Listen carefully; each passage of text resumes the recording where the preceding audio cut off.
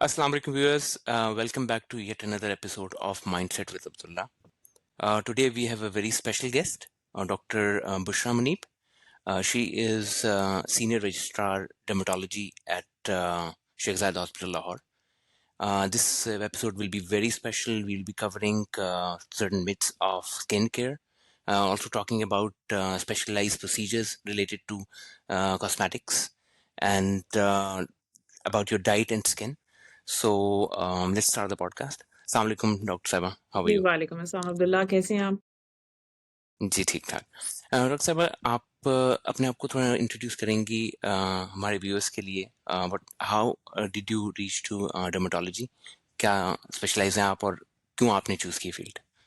जी अब्दुल्ला, मैं एमबीबीएस के बाद आप हाउस जॉब करते हैं, फिर आपको कोई ना कोई स्पेशलिटी स्पेशलाइजेशन के लिए चूज करनी होती है। तो मेरा इंटरेस्ट बेसिकली मेडिसिन में था, लेकिन चूंकि आपको फैमिली लाइफ भी साथ साथ लेके चलनी होती है, तो मैंने मेडिसिन के साथ उसकी सब स्पेशलिटी डर्मेटोलॉजी को इसलिए प्रेफर किया बिकॉज इसमें कोई ऐसी इमरजेंसीज या नाइट ड्यूटीज नहीं है। पहले ये राइट। इसलिए चूज किया। लेकिन जब हम इसमें एंटर हुए तो इंटरेस्ट बढ़ता चला गया, क्योंकि स्किन डिजीजेस को ट्रीट करना सिर्फ एक डर्मेटोलॉजिस्ट ही का काम है। वो किसी मेडिसिन के स्पेशलिस्ट को भी नहीं पता आइडिया होता स्किन को देख के कि ये कौन सी डिजीज है या उसको कैसे डायग्नोज करना है, ना किसी सर्जन को, ना डर्मेटोलॉजी मेडिसिन की अदर सब स्पेशलिटीज को। So it's very interesting when you know कि you are the only one who is going to diagnose looking at the skin of other people. So इस तरह से great. Start हुआ, और फिर मैंने फिर एमसीपीएस की ट्रेनिंग की। इसमें 2 साल की एमसीपीएस की ट्रेनिंग, फिर उसके बाद 5 साल मैंने एमडी की ट्रेनिंग की है। एमडी डर्मेटोलॉजी अल्हम्दुलिल्लाह फर्स्ट टाइम में क्लियर करके तो मैं शेख जायद में ही as a medical officer then promoted to senior registrar की पोस्ट पे मैं जॉब कर रही हूँ। Great ma'am. सो कॉस्मेटिक्स और मेडिकल डर्मेटोलॉजी दोनों को आप साथ लेके चलती हैं, सो आप इन दोनों को एक्सप्लेन कर सकती हैं व्यूअर्स के लिए? जी डर्मेटोलॉजी तो में कॉस्मेटिक्स की एंट्रेंस तो मेरे ख्याल से 2000 के स्टार्ट में हो गई थी, लेकिन हमें आहिस्ता आहिस्ता जैसे पाकिस्तान के हॉस्पिटल्स में ये इंट्रोड्यूस हुई है विद इन लास्ट 10 years। तो जब ये आई और हमने इसको अडाप्ट करना हमारे लिए ज़रूरी हो गया, क्योंकि ये हमारे पेशेंट्स की डिमांड थी, और ये जो बढ़ती हुई इसकी डिमांड है पूरी दुनिया में, और इतनी अवेयरनेस आ गई है और सोशल मीडिया पे इतनी अवेयरनेस है इससे रिलेटेड, तो वो उसकी ज़रूरत को मज़ीद बढ़ाते चले गए। तो एक डर्मेटोलॉजिस्ट के लिए ज़रूरी हो गया कि वो एक एस्थेटिक फिजिशियन भी हो, और वो ऐसे कोर्सेज, डिप्लोमास और वर्कशॉप्स अटेंड करे जो कि उसको इसकी फर्दर ट्रेनिंग दें, और इसमें जो भी हम प्रोसीजर्स करते हैं उनके हम स्किल प्रोफेशनल्स हों, ताकि ये जो इंजेक्टेबल्स या ये जो होते हैं प्रोसीजर्स, ये किसी अनट्रेन्ड अनप्रोफेशनल के हाथ में ना चले जाएं। तो डॉक्टर साहब आजकल बहुत सारे छोटे छोटे इश्यूज लोग फेस करते हैं स्किन के हिसाब से, जैसे पिगमेंटेशन हो गया, एक्नी हो गया। तो आप क्या समझती हैं, क्या कॉमन मिस्टेक्स है जो लोग अभी इस वक्त करते हैं जिनको ये फेस होता है डेली लाइफ के अंदर? जी स्किन में तो बहुत सारी मिस्टेक्स के साथ लोग आते हैं, और बहुत सारी रॉन्ग प्रैक्टिसेस हैं, और वो स्पेशली हमारी कम्युनिटी सोसाइटी में बहुत कॉमन है। अब इसकी एग्जांपल है कि जैसे एक्नी के ट्रीटमेंट के लिए सेल्फ मेडिकेशन या self application of the steroids या फिर वो हार्मफुल केमिकल्स की क्रीम्स, ये बहुत कॉमन है, मार्केट में इजीली अवेलेबल हैं। ओवर द काउंटर प्रोडक्ट्स की वो जो यूसेज है उसकी वजह से स्किन ऐसी कंडीशन में हम बहुत सारे आते हैं पेशेंट्स जो कि बहुत ख़राब हो चुकी होती है। और हेयर फॉल का ये है कि हेयर फॉल में अभी तक उस तरह की रॉन्ग प्रैक्टिसेस नहीं है, लेकिन ख़ास तौर पे पिगमेंटेशन, मेलाज़्मा, छाइयाँ, एक्नी या रंग गोरा करने की जो बहुत ख्वाहिश है हमारी सोसाइटी में, बहुत कॉमन है, उस मकसद के लिए जो क्रीम्स वगैरह यूज़ की जाती हैं, तो उसके साइड इफ़ेक्ट्स हम वो देखते हैं। वो राइट। और इसके बाद अब जो लेटेस्ट चीज़ आ रही है कि यंगस्टर्स को सोशल मीडिया पे रील्स देखते हैं, जिसमें वो देखते हैं कि इस तरह अपने डिफरेंट केमिकल्स के नाम, जैसे नायासिनामाइड है या इसमें ग्लूटाथायोन, या उन्हें कुछ नाम याद हो जाते हैं, रेटिनॉल है। तो वो कोई भी अपनी स्किन पे बगैर पूछे और बगैर प्रिस्क्रिप्शन के, बगैर कंसल्टेशन के अप्लाई कर किए जाते हैं, जिसके बाद फिर ऑब्वियसली वो उनकी स्किन के लिए अगर सूटेबल नहीं है तो वो साइड इफेक्ट्स के साथ आ रहे होते हैं। तो ये रॉन्ग प्रैक्टिसेस तो हमेशा से थी और अब बढ़ गई हैं because of the social media में जितना इसका हाइप है और जितनी ये ज्यादा पॉपुलर हो गई हैं। So related to this topic, क्या ऐसी कॉमन प्रैक्टिसेस हैं जो फॉलो की जा सकती हैं डेली बेस पे, जिससे एटलीस्ट आप अपनी स्किन को मतलब पाकिस्तानी कंडीशन की बात करते हैं जी तो जी जहाँ एनवायरमेंटल इतना ज़्यादा पोल्यूशन वगैरह भी है, कैसे उसको एग्जैक्टली। मेंटेन किया जा सकता है बोथ मेल फीमेल के लिए, कैसे एडवाइस कर सकते हैं आप? एक जनरल जो केयर है स्किन की जो सबके लिए एडवाइजेबल है, सबसे पहले तो apply a sunblock on daily basis. ये आपके डेली का रूटीन होना चाहिए, चाहे आप घर से निकलते हैं या नहीं निकलते हैं। इवन का जो घर में जो आपकी लाइट्स हैं इनका एक्सपोजर, या जो खवातीन चूल्हे के सामने काम करती हैं वो, और अगर आप यानी लाइक एनवायरमेंटल उससे पोल्यूशन से ही बात कर लें तो एक प्रोटेक्टिव लेयर स्किन के ऊपर जो यूवीए और यूवीबी रेडिएशन से आपको बचाए, वो आपने डेली मॉर्निंग में एक रिजीम बना लेनी है। उसके बाद राइट। फिर डिपेंडिंग अपॉन दी एज आपकी स्किन केयर होगी।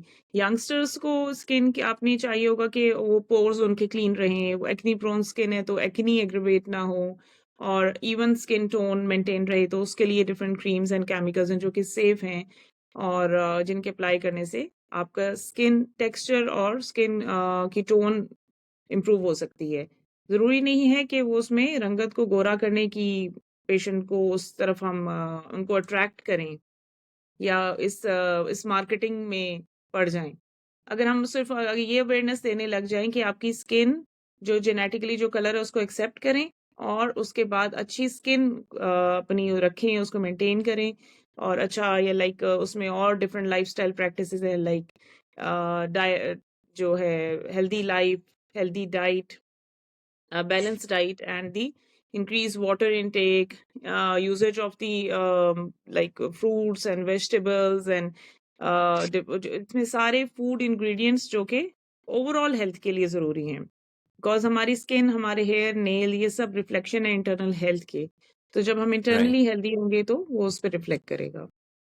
Great. So moving on to your speciality as in skin procedures, जी कुछ बताएं व्यूअर्स को कि कौन से इस वक्त कॉमन है, और so that people can adopt those or can use। अभी बहुत सारे पब्लिक को इसके बारे में पता नहीं है जी, जो बिल्कुल, ये इस बहुत वक्त अच्छा कॉमन सवाल आपने पूछा है कि आपने क्लिनिक में किसी में जाना है तो एटलीस्ट पेशेंट के नॉलेज में भी होना चाहिए, या पेशेंट नहीं, है। मैं इनको क्लाइंट्स कहती हूँ कि वो कौन-सा बीमार है।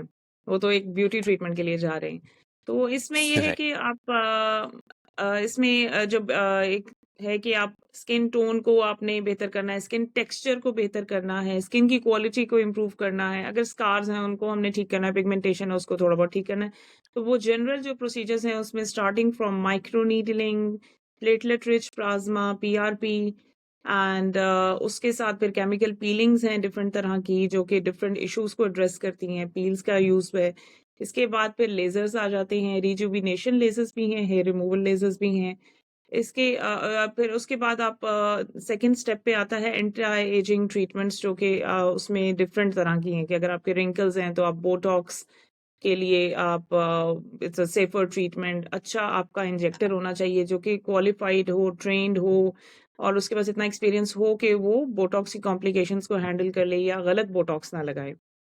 तो it right. Gives 100% results. It is one of my favourite procedures. और बोटॉक्स में भी बहुत लेटेस्ट चीज़ें आ गई हैं जिसमें पहले ये सिर्फ रिंकल्स को दूर करने के लिए इस्तेमाल होता था। अब इसमें फेस की लिफ्टिंग के वाले पॉइंट्स और वो चीज़ें जो आपको यंगर लुक देती हैं, तो उसकी वजह से भी ये बहुत अच्छा ट्रीटमेंट है।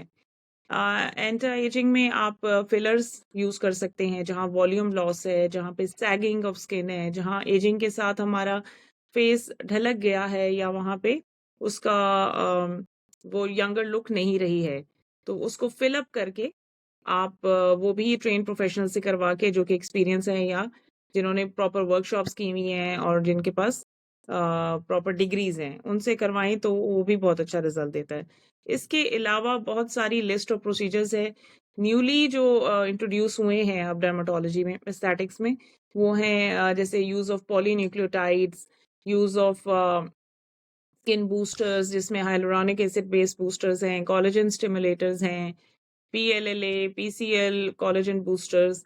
तो ये रेंज ऑफ डिफरेंट ट्रीटमेंट्स हैं जो कि आपका अब एक पेशेंट को भी पता होना चाहिए कि मैं क्या लगवाने जा रहा हूँ और किस मकसद के लिए और कितना परसेंट मुझे रिजल्ट एक्सपेक्ट करना चाहिए। और कोई यानी कोई मैं अपने क्लाइंट से कहती हूँ कि इट्स नॉट अ मैजिक, कोई मैजिक राइट। नहीं होने वाला है। तो आपको कोई ना कोई चेंजेस ज़रूर मिलेंगे जो कि पहले से आपका पे स्ट्रक्चर या वो इम्प्रूव हो जाएगा एंड यू हैव टू यानी go with the session wise आपको इम्प्रूवमेंट मिलती रहेगी। तो एक ट्रीटमेंट आप कंसिस्टेंट होके लेते रहेंगे तो फ़र्क पड़ता रहेगा और ऑब्वियसली कुछ ना कुछ उसका रिज़ल्ट आता रहेगा। ग्रेट। सो अभी भी कुछ लोगों के अंदर ये मिसकंसेप्शन है डॉक्टर साहब कि ये अनसेफ है प्रोसीजर्स, इसके बारे में क्या आप एक्सपर्ट एडवाइस देती हैं कि ये जी, कराने जी, चाहिए? बिल्कुल। अभी रिसेंटली ही मेरे पास 2-3 क्लाइंट्स आई हुई थी और उनका सबसे पहले आके क्वेश्चन होता है, जैसे मैं उनको एडवाइस करूँगी उनका फेस देख के कि आपको बोटॉक्स की ज़रूरत है या थ्रेड लिफ्ट की ज़रूरत है या फिलर की ज़रूरत है या स्किन बूस्टर की ज़रूरत है। सबसे पहले उनका क्वेश्चन होता है कि हमने टीवी पे एक्ट्रेसेस को देखा है या सोशल मीडिया पे कुछ फेस देखे हैं या पॉपुलर फेस जो कि हॉलीवुड या बॉलीवुड के हैं, तो उनको देख के हमें वैसी लुक नहीं आ जाए। तो वो ये वाले क्वेश्चंस बहुत कॉमनली पूछे जाते गॉन हैं। इसके रॉन्ग वाले। अलावा या गॉन रॉन्ग वाले, तो उसके बारे में मैं फिर उन्हें काउंसलिंग ऑब्वियसली की जाती है कि जो लोग एग्रेसिवली होके करवाते हैं या जिनके शायद ट्रेन्ड प्रोफेशनल्स नहीं है, जो उन्हें गाइड नहीं करते हैं प्रॉपर्ली, तो फिर वो इस तरह के अननेचुरल रिजल्ट्स आएँगे। लेकिन गुड नेचुरल रिजल्ट्स वाली आप उन्हें बिफोर एंड आफ्टर शो करें, तो आई थिंक वो आप प्रॉपर काउंसलिंग से आप अच्छा क्लाइंट का ट्रीटमेंट भी कर सकते हैं, उन्हें सैटिस्फाई भी कर सकते हैं और नेचुरल रिजल्ट्स रह सकते हैं। कोशिश हमारी यही होनी चाहिए कि नेचुरल लुकिंग फेस हो, क्योंकि जब सोसाइटी में उन्होंने मूव करना है या किसी फंक्शन अटेंड करना है, तो फिर वो ऑब्वियसली उनको ये बहुत बुरा लगेगा कि अगर कहेगा कि ये क्या करवा लिया आपने या ये अपना चेहरा राइट। खराब करवा लिया है। तो हम खराब नहीं करना है हमने, हमने उसको बेहतर करना है, हमने उसमें थोड़ी बहुत एजिंग के इफेक्ट्स को रिमूव करना है और उसको ये लाइक पहले से थोड़ी-सी बेहतरी ले आनी है। तो राइट। ये काउंसलिंग करनी पड़ती है, प्लस आपको डिटेल्स देनी पड़ती हैं अपने ट्रीटमेंट्स की। उसमें बोटॉक्स से भी रिलेटेड बहुत लोगों के माइंड में होता है कि आईब्रोज हमारी वो अ, उसकी एसिमेट्री ना हो या बहुत बिल्कुल प्लास्टिक लुक वाला फेस ना हो। तो वो ये भी उनको बहुत एक्सप्लेन यानी आप अगर ट्रेन हैं, आप पढ़े लिखे हैं, आपने वो किए हुए हैं अटेंड जो कि इसकी वर्कशॉप्स वगैरह हैं, तो आपको पता होता है कि कितनी डोज़ लगानी है और कहाँ-कहाँ इंजेक्ट करना है, अगर कोई कॉम्प्लिकेशन है उसको कैसे हैंडल करना है। तो इस तरह काउंसलिंग करके हम पेशेंट को अच्छे रिजल्ट्स भी दे सकते हैं। तो ये अब क्लाइंट का काम है कि अच्छा इंजेक्टर चुनना और ऐसे राइट। लोगों के पास जाना जो कि क्वालिफाइड हैं। Me being based in UAE, मैं देखता हूँ यहाँ पर बहुत सारा एस्थेटिक जो कॉस्मेटिक के ऊपर काम है, इतने क्लिनिक्स हैं, इतने सारे प्रोसीजर्स हैं, लेकिन एक्सपेंसिव है। जी। पाकिस्तान में क्या अफोर्डेबिलिटी है?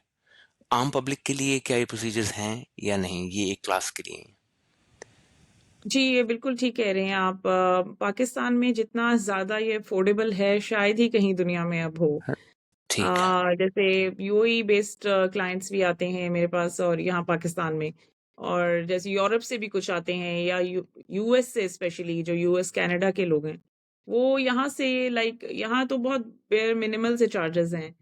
राइट। यहाँ पे जो हम कॉस्ट ऑफ द प्रोडक्ट है वो भी बहुत अफोर्डेबल है और ये ऐसा नहीं है कि लो क्वालिटी प्रोडक्ट्स यूज किए जा रहे हैं, लेकिन यहाँ पे इसको इतना ज्यादा आम कर दिया गया है एस्थेटिक्स को कि ठीक। हर कोई प्रैक्टिस कर रहा है और ये हम डर्मेटोलॉजिस्ट का बहुत मेजर कंसर्न है पाकिस्तान में।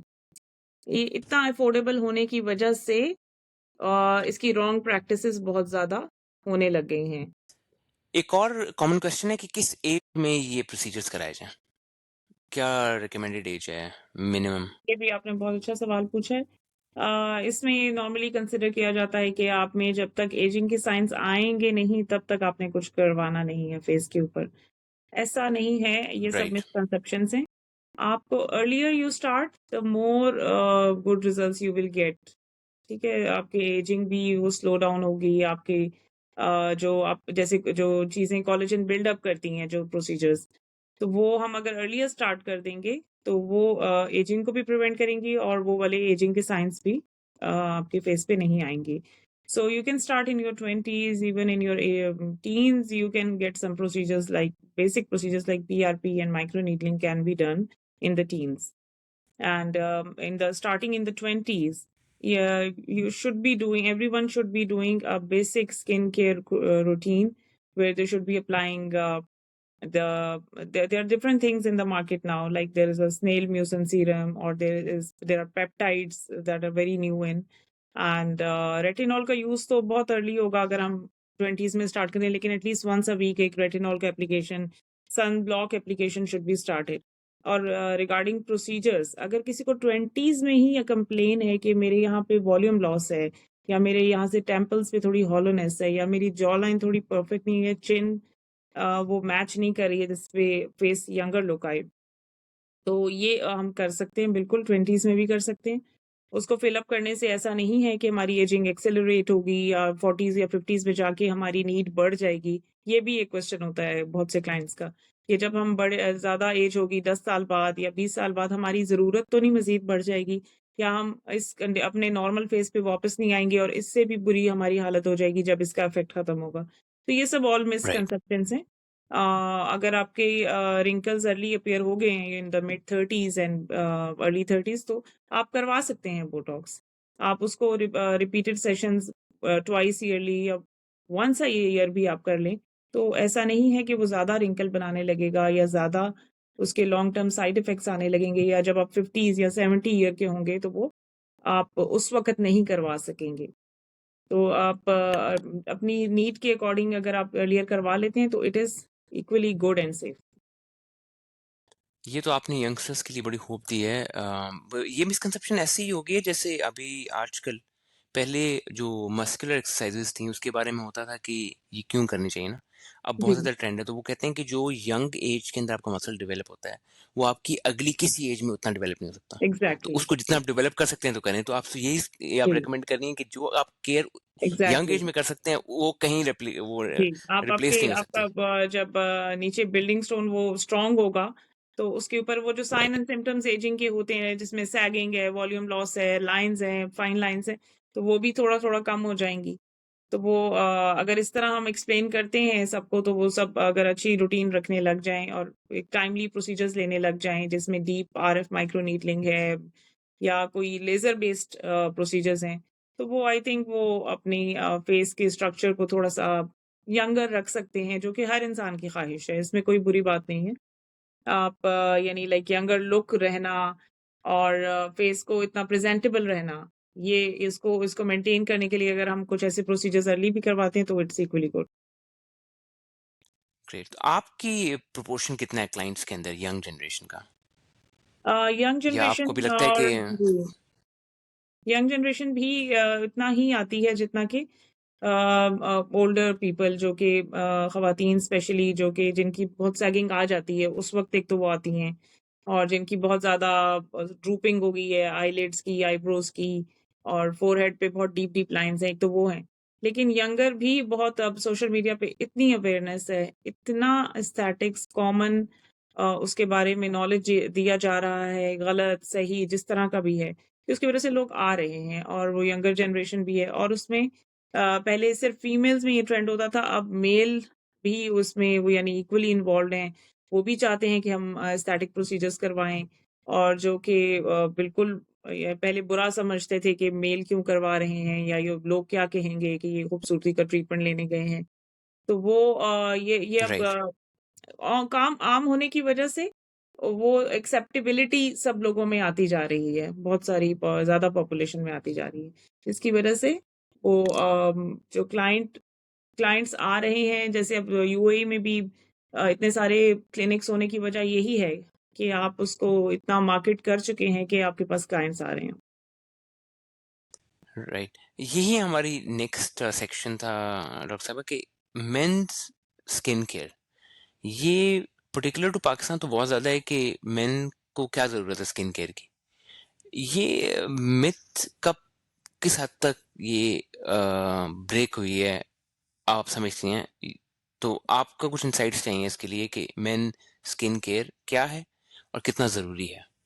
जी ये बिल्कुल आप सही कह रहे हैं कि पहले वो एक मिथ थी कि मेन अपनी स्किन का उस तरह केयर नहीं करते, जैसे या लाइक समझा जाता है कि मेकअप या एप्लीकेशन है जरूरत नहीं है या उनको। तरह ज़रूरत नहीं है या खूबसूरती से रिलेटेड है तो फीमेल्स ही हैं। जी। मेल जो हैं वो उनको अगर कोई क्रीम भी लगाएँगे तो वो समझा जाता है कि ये क्यों लगा रहे हैं, ये तो औरतों का काम है। इस तरह की काफ़ी हद तक ये मैं जब आते हैं लोग ट्रीटमेंट्स के लिए तो आप देखते हैं कि काफ़ी अवेयरनेस आ गई है। इसमें से लोग निकल आए हैं कि ये मेल है या फीमेल है। अगर मेल है और उसको उनको बोटॉक्स फिलर चाहिए, हाँ, कुछ हज़रात होते हैं जिनको उनकी फैमिली लेकर आ रही होती है, उनमें अभी भी थोड़ी-सी झिझक राइट। है और ये फेयरनेस। 50s या इस एज के ग्रुप के लोग हैं कि हम मेरे बच्चे क्या कहेंगे या मेरी बेटियाँ क्या कहेंगी? तो वो लेकिन वो भी ख़्वाहिश उनके अंदर भी है कि हमारे ये रिंकल्स चले जाएँ या हमारा फेस लिफ्ट हो जाए या उसमें थोड़ा वॉल्यूम आ जाए या थोड़ा यंगर लगने लग जाए। और मेल में ज़्यादा चूँकि बाल्डनेस ज़्यादा कॉमन है मेल में, तो वो हेयर रिलेटेड ट्रीटमेंट के लिए भी काफ़ी ज़्यादा आते हैं। उसमें वो हेयर के पीआरपी या हेयर की एक्सोसोम थेरेपी या फिर वो जो उसके वैसे मेडिकल ट्रीटमेंट्स या टॉपिकल एप्लीकेशंस के लिए उसके लिए भी काफ़ी कंसल्ट करते हैं। आपसे बहुत सारी इंसाइट देने के लिए, लेकिन आपके साथ और भी सेशन हम करेंगे। जी, इंशाल्लाह। इस एपिसोड को क्लोज करते हुए व्हाट डू यू रिकमेंड की 3 ऐसी क्या हैबिट्स या क्या ऐसे वेज हैं जिससे स्किन केयर जो आप टॉप प्रायोरिटाइज करती हैं एज अ कॉमन कॉमन जो हाउस होल्ड वाले लोग हैं, मैसेज के एक लिए तो आप कुछ कहना चाहती हैं ये कि? कि सन ब्लॉक, सनस्क्रीन्स का इस्तेमाल उसके बारे में अवेयरनेस ज़्यादा होनी चाहिए। It's must for everyone. हमने उससे एजिंग को भी प्रिवेंट करना है और उससे हमने प्रोटेक्टिव इफेक्ट भी लेना है जो कि रेडिएशन से सन की रेडिएशन से होती है, स्पेशली जो पाकिस्तानी एनवायरनमेंट है। दूसरा इंक्रीज राइट। हाइड्रेशन, आप अपना वाटर इनटेक अच्छा रखें। Regular exercise is very necessary for the healthy skin. आप उससे अपना जो है ना सिर्फ अपनी फिटनेस मेंटेन रख सकते हैं बल्कि आपकी ओवरऑल ऑब्वियसली जब आपका ब्लड सर्कुलेशन बहुत इंप्रूव होगा तो every part of your body will have the good effects. और बाकी ये कि एग्रीड। आप उसमें मैंने आपको जैसे मेंशन किया कि इतनी सारी चीज़ें अवेलेबल हैं जो कि हम अपनी स्किन केयर में डेली बेसिस पे नाइट टाइम रूटीन में या डे केयर में यूज़ कर सकते हैं, जिसमें सीरम्स हैं, क्रीम्स हैं, गुड फॉर्मुलेशंस हैं, हार्मफुल केमिकल से पाक हैं। उसमें लिस्ट ऑफ प्रोडक्ट्स है like hyaluronic acid based serums या फिर जैसे मैंने बताया कि स्नेल म्यूसिन है या फिर आप पेप्टाइड क्रीम यूज़ कर लें या रेटिनॉल यूज़ कर लें टॉपिकल्स। तो ये तो obviously after consultation with your dermatologist ही आप यूज़ करें। लेकिन अब स्किन केयर के लिए काफ़ी कुछ अवेलेबल है जिससे आप अपनी स्किन अच्छी और हेल्दी रख सकते हैं। So, thank you so much, Dr. Bushra Muneeb, for giving us time और आपने इतनी अच्छी insights the about skin care और healthy lifestyle के बारे में। जी, thank you so much for having me on your show. It was a great pleasure. So इंशाल्लाह इस सिलसिले को हम जारी रखेंगे और आपको मज़ीद सेशंस में मज़ीद आपकी क्वेरीज़ को सॉल्व करने की कोशिश करेंगे इंशाल्लाह। For sure. Thank you so much. Thank you so thank much, you. viewers. We'll come up with yet another episode of Mindset with Abdullah. Thanks for watching. Allah Hafiz.